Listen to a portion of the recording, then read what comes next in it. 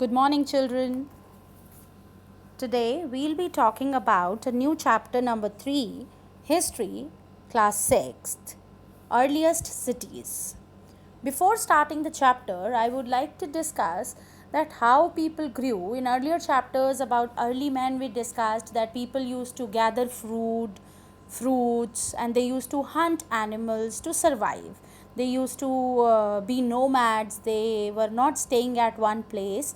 So they were roaming here and there in search of food. Wherever they used to get water near the banks of river, they used to make their own place to live. So but then suddenly they started feeling that these fruits and foods are getting finished every time, and they have been working so hard roaming here and there. So then what happened, one day they saw certain crops growing on their own on the ground, and then they wondered, what if they start growing these crops and these crops are good to eat? So this is how they started growing crops. But when they realized that these food grains, these crops can be stored for the further use, they started preserving those crops. They started growing and preserving. But there were no such houses, no walls. So they wanted to protect their crops, and then they decided to make walls.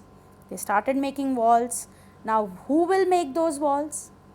That was the big question.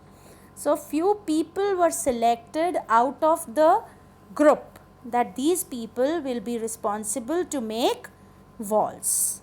Now what will happen? Who will give them food? Because they will not be growing food. They will be making walls. So then they decided, okay, since they cannot grow food, we will give certain share of our crops to them. So this is how the share system started. But then after making walls, even few people were stealing the crops, because that was the most precious thing early people used to have that time, crops, because it was hard grown crops, mehnat lagti thi. So then what happened, they decided to appoint some more people out of the group only, who will safeguard their crops. So then those people were called as army people. This is how army came up.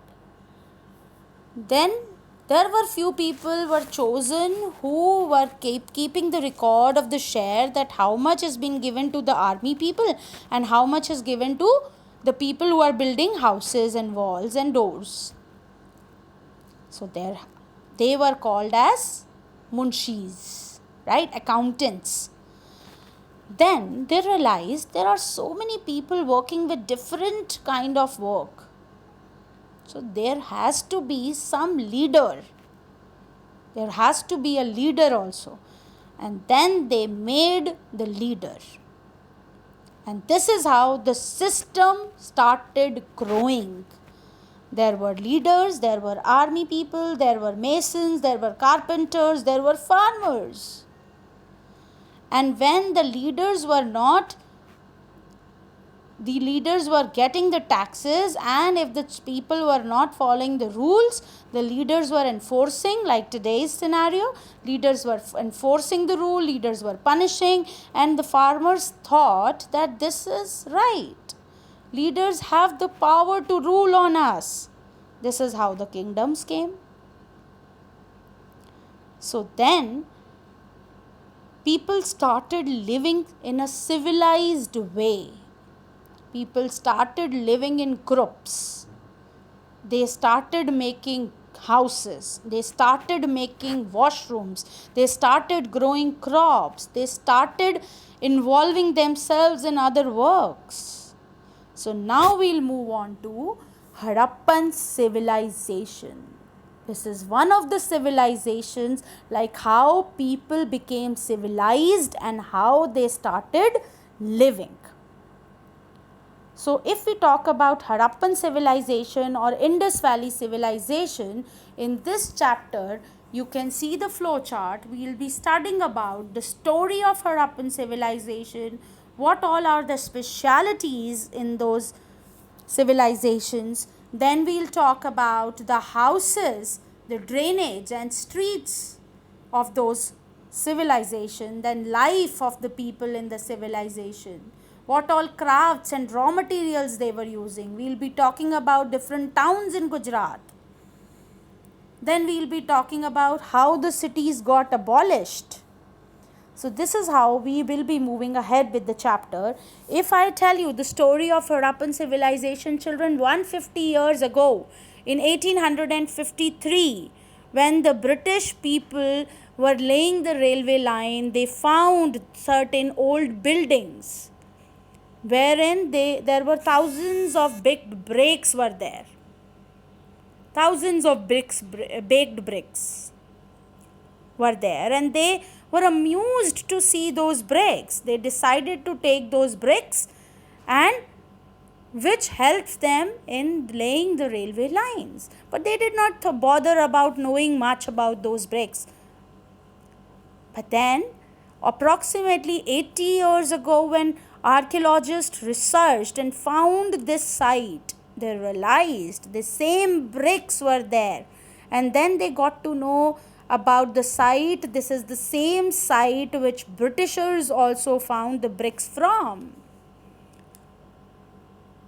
And although this is not in your chapter, but if I have to tell you about the area of Indus Valley civilization, it is North Punjab, and in south it is till Gujarat. So Punjab to Gujarat, it is a long distance and very wide. In east it is from Alamgir, UP, Uttar Pradesh to west near Iran-Pakistan border, Makran.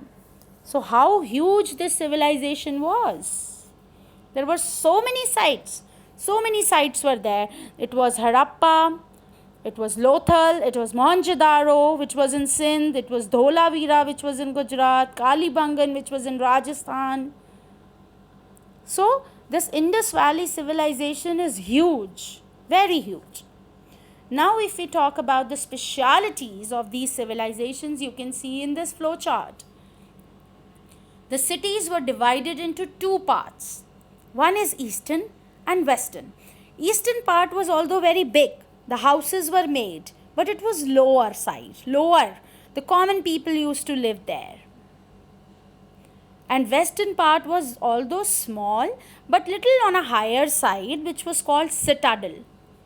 It was a fortified structure, you can see that. Fortified kile jaisa. Fort. Fort means killa.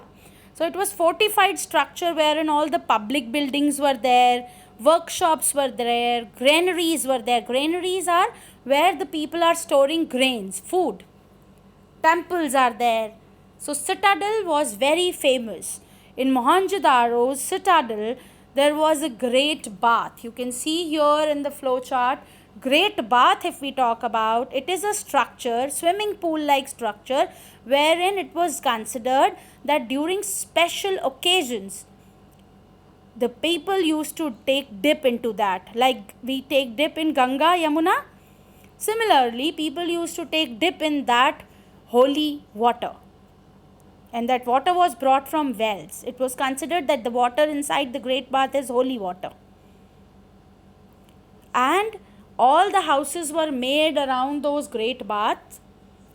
Now, the water might leak, but the system was so strong. The people used to make those great baths with bricks and plaster.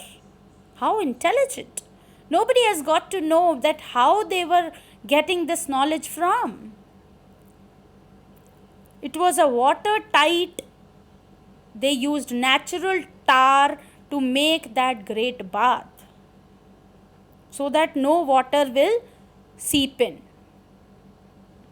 Drainage system was very well maintained. There was a small drain made along with the great bath so that after taking dip the water should go out of the drain. So it was well maintained system. Now if we talk about other two sites, which is Kalibangan and Lothal, fire altars traces were found. Fire altars like Havan Kunds. So it is decided, it was considered that lot of havans or lot of sacrifices, yagyas were taking place there, since fire altars were found. Now the traces of dams are found there. So it is considered that the people were so good aware of the floods, because Indus Valley civilization is between 5 rivers. That's what Punjab is made for. Space between 2 rivers is called Doab, and space between 5 rivers is called Punjab. Then there were storehouses wherein the people were storing their grains, their weapons. Storehouses are found. If you'll see your NCERT books, you'll be seeing a picture of a pond, of a closed well type structure with certain inlets, which is the rainwater harvesting system. They were aware of the rainwater harvesting system because the area was dry enough, and they used to save rainwater and used to use it at the time of the need. They were so well planned. Now if we talk about houses, drains and streets. The houses were not so big. It was only 1 or 2 story houses, you can see in the flow chart. There was courtyard in the center of the house. It was considered that these verandas or courtyards were used to have public ceremonies. The houses were made of baked bricks with cements, plasters, and the drainage system, if we talk about, is very, very planned. There were separate bathrooms are found. The water supply was given from nearby wells. If you see the NCERT books, there are few pictures shown on the street. There is a drain made on the street with slopes. So it was decided, it was planned in a way, if the drain is filled, the slope will help the drain to be vacant, to get empty. And the people were so intelligent, they have made certain inspection holes as well, so that for easy cleaning, these inspection holes were used to see if any garbage is struck there. But that doesn't mean the life was easy, the life was free for the people. That was not the case. It was a busy life. A busy life of the people were there in Indus Valley civilization, because the high level people used to send people to different nations to get certain good stones, precious stones, metals. There were scribes. Scribes are the people who are educationists, who takes education, who gives education. They prepared seals. Now what are seals? Seals are stamps which were marked on the packets which were imported, exported. The letters, the packets of the goods were sealed. Few people were busy making terracotta toys. Children were busy playing with terracotta toys, making toys. Terracotta toys are mitti ka khilonas. Fiances, that is clay ka khilona. Crafts, the jewelry making was happening there. So the people were very, very busy. This was all about in session 1 today. In my next video, we'll be talking about the towns in Gujarat and how the people used raw material and food. And then we'll discuss how the civilization came to an end. Thank you. Have a great day, children.